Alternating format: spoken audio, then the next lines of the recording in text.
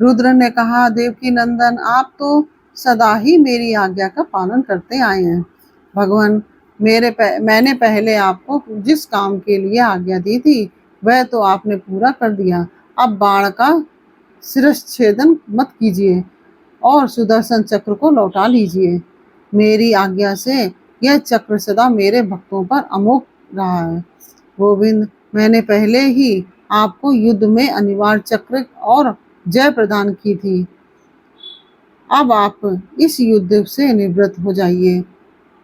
ओम नमः शिवाय। कैसे हैं आप लोग? ईश्वर कृपा से आप सब अच्छे होंगे। ईश्वर सब पे कृपा बनाए रखे, सबका कल्याण करें। आज मैं बताने जा रही हूँ श्री शिव महापुराण के रुद्र संहिता पंचम युद्ध खंड का 55-56 अध्याय।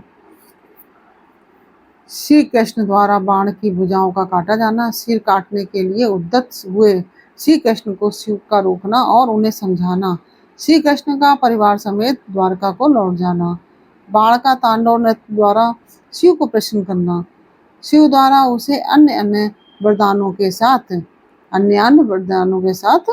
महाकालत्व की प्राप्ति। ओम नमः शिवाय। ओम नमः शिवाय। हरे हरे बोले नमः शिवाय। गंगाधराय शिव गंगाधराय। हरे हरे बोले नमः शिवाय। नमः शिवाय। ओम नमः शिवाय। हरे हरे बोले नमः शिवाय। ओम नमः शिवाय। सनत कुमार जी कहते हैं, महाप्राज्ञ व्यास जी, लोक लीला का अनुसरण करने वाले श्री कृष्ण और शंकर की उस परम अद्भुत कथा को श्रवण करो। तात, जब भगवान रुद्र लीलावश पुत्रों तथा गणों सहित सो गए, तब दैत्यराज बाण श्री कृष्ण के साथ युद्ध करने के लिए प्रस्थित हुआ। उस समय कुंभांड उसके अश्वों की बागडोर संभाले हुए था और वह नाना प्रकार के शस्त्रास्त्रों से सज्जित था। फिर वह महाबली बलिपुत्र भीषण युद्ध करने लगा। इस प्रकार उन दोनों में चिरकाल तक बड़ा घोर संग्राम होता रहा, क्योंकि विष्णु के अवतार श्री कृष्ण शिव रूप ही थे और उधर बलवान बाणासुर उत्तम शिव भक्त था। मुनीश्वर, तदंतर वीरवान श्री कृष्ण, जिन्हें शिव की आज्ञा से बल प्राप्त हो चुका था, चिरकाल तक बाण के साथ यों युद्ध करके अत्यंत कुपित हो उठे। तब शत्रु वीरों का संहार करने वाले भगवान श्री कृष्ण ने शंभु के आदेश से शीघ्र ही सुदर्शन चक्र द्वारा बाण की बहुत सी भुजाओं को काट डाला। अंत में उसकी अत्यंत सुंदर 4 भुजाएं ही अवशेष रह गई और शंकर की कृपा से शीघ्र ही उसकी व्यथा भी मिट गई। तब बाण की स्मृति लुप्त हो गई और वीर भाव को प्राप्त हुए। श्री कृष्ण उसका सिर काटने के लिए उद्यत हुए। तब शंकर जी मोह निद्रा को त्याग कर उठ खड़े हुए और बोले। रुद्र ने कहा कि देवकी नंदन, आप तो सदा से ही आज्ञा का पालन करते आए हैं। भगवान, मैंने पहले आपको जिस काम के लिए आज्ञा दी थी वह तो आपने पूरा कर दिया। अब बाण का शिरश्छेदन मत कीजिए और सुदर्शन चक्र को लौटा लीजिए। मेरी आज्ञा से यह चक्र सदा मेरे भक्तों पर अमोघ रहा है। गोविंद, मैंने पहले ही आपको युद्ध में अनिवार्य चक्र और जय प्रदान की थी। अब आप इस युद्ध से निवृत्त हो जाइए। लक्ष्मीश, पूर्व काल में भी तो आपने मेरी आज्ञा के बिना दगीची, बीरबल, रावण और तारकाक्ष आदि के पुरों पर चक्र का प्रयोग नहीं किया था। जनार्दन, आप तो योगीश्वर, साक्षात परमात्मा और संपूर्ण प्राणियों के हित में रत रहने वाले हैं। आप स्वयं ही अपने मन से विचार कीजिए। मैंने इसे वर दे रखा है कि तुझे मृत्यु का भय नहीं होगा। मेरा वह वचन सदा सत्य होना चाहिए। मैं आप पर परम प्रसन्न हूँ। हरे, बहुत दिन पूर्व यह गर्व से भरकर उन्मत्त हो उठा और अपने आप को भूल गया था। तब अपनी भुजाएं खुजलाता हुआ यह मेरे पास पहुंचा और बोला कि मेरे साथ युद्ध कीजिए। तब मैंने इसे शाप देते हुए कहा कि थोड़े ही समय में तेरी भुजाओं का छेदन करने वाला आएगा। तब तेरा सारा गर्व गल जाएगा। बाण की ओर देखकर कहा कि मेरी ही आज्ञा से तेरी भुजाओं को काटने वाले ये श्री हरि आए हैं। फिर श्री कृष्ण से आप अब आप युद्ध बंद कर दीजिए और वर वधु को साथ ले अपने घर लौट जाइए। यूं कहकर महेश्वर ने उन दोनों को में मित्रता करा दी और उनकी आज्ञा ले हुए पुत्रों और गणों के साथ अपने निवास स्थान को चले गए। सनत कुमार जी कहते हैं, मुने शंभु का कथन सुनकर अच्छत शरीर वाले श्री कृष्ण ने सुदर्शन को लौटा लिया और विजय श्री से सुशोभित हो वह बाणासुर के अंतपुर में पधारे।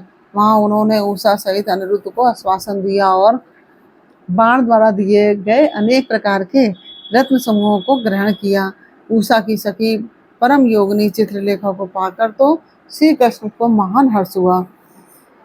इस प्रकार शिव के आदेशानुसार जब उनका कार्य पूर्ण हो गया, तब वे श्री हरि हृदय से शंकर को प्रणाम कर और बलिपुत्र बाणासुर की आज्ञा ले परिवार समेत अपनी पुरी को लौट गए। द्वारका में पहुंचकर उन्होंने गणों को विदा कर दिया। फिर हर्षपूर्वक मित्रों से मिले और स्वेच्छानुसार आचरण करने लगे।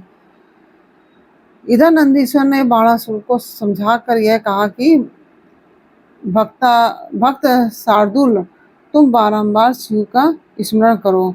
वे भक्तों पर अनुकंपा करने वाले हैं, अतः उन आदि गुरु शंकर में मन समाहित करके नित्य उनका महोत्सव करो।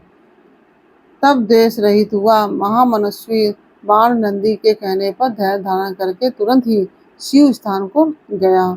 वहां पहुंचकर उसने नाना प्रकार के स्त्रोतों द्वारा शिव जी की स्तुति की और उन्हें प्रणाम किया।